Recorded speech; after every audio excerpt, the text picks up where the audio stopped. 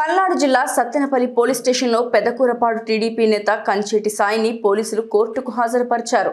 అమరావతి మండలం ధరణికోట గ్రామంలో వైసీపీ కార్యాలయం తగలబెట్టిన కేసులో కంచేటి సాయి నిందితుడిగా ఉన్నాడు.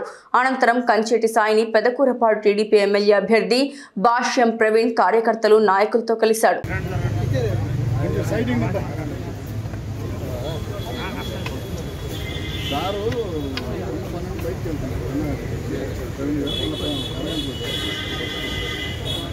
Done.